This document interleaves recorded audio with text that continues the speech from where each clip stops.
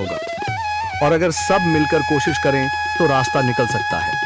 राजू के चेहरे पर एक उम्मीद की किरण जागती है। हाँ बाबा जी, अगर सब मिलकर काम करें तो हम पानी ढूंढ सकते हैं। हमने पहले कभी ये कोशिश ही नहीं की। लेकिन इतनी कठिन जमीन में नया कुआं खोदना आसान नहीं। मुश्किल जरूर है, नामुमकिन नहीं। अगर हम मिलकर काम करें तो ये हो सकता है। राजू खड़ा हो जाता है, उसकी आंखों में एक नई रोशनी है। तो फिर हम कल से काम शुरू करेंगे।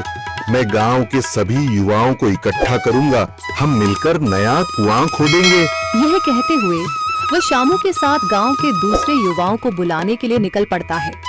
कहीं दूर से गरज की हल्की सी आवाज आती है, जैसे आकाश ने उनकी उम्मीदों की गवाही दे दी हो।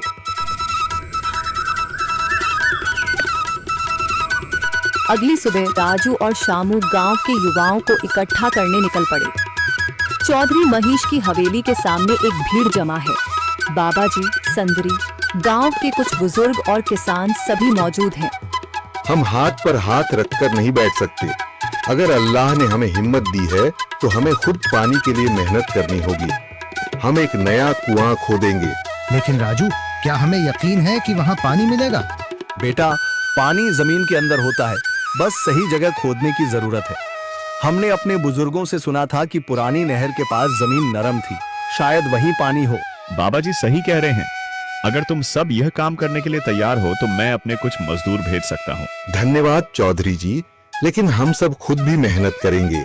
यह हमारे गांव के अस्तित्व की लड़ाई है। संदरी, जो अब तक चुप थी, आगे बढ़ती है। हम औरतें भी पीछे नहीं रहेंगी। हम पानी लाने की व्यवस्था करेंगी, खाना बनाएंगी, ताकि तुम सब आराम से काम कर सको। यही हिम्मत चाहिए थी संदर। पूरा गांव एक नई उम्मीद के साथ कुआं खोदने की तैयारी में जुट जाता है। दूसरी ओर कुआं खोदने का काम शुरू हो चुका है। राजू, शामू और दूसरे युवा बेलचे चलाने लगते हैं।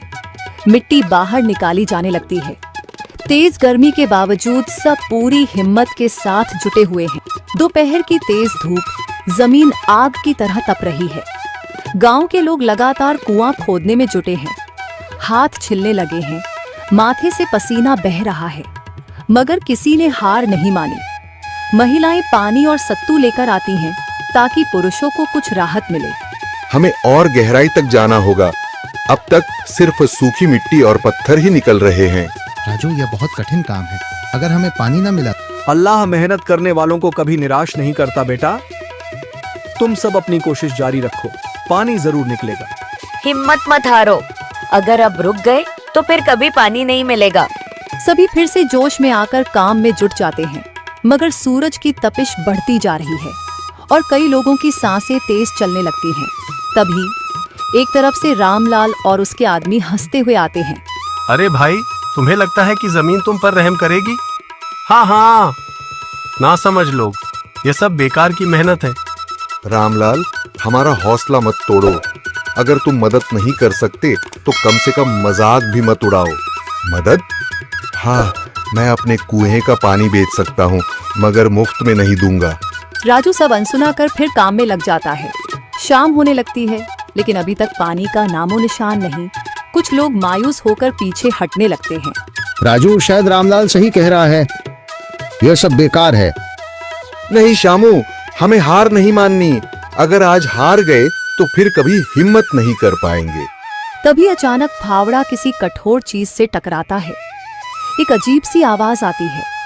राजू चौंक कर देखता है और जल्दी जल्दी मिट्टी हटाने लगता है। अचानक एक ठंडी लहर महसूस होती है। सभी लोग दौड़कर आते हैं। जैसे जैसे मिट्टी हटती है, नीचे से गीली जमीन नजर आने लगती है। सब हैरान रह जाते हैं। सुभान अल्लाह, मैंने कहा था ना, अल्लाह हमारी मेहनत को जाया नहीं करेगा। राजू और बाकी सभी जोर लगाते हैं।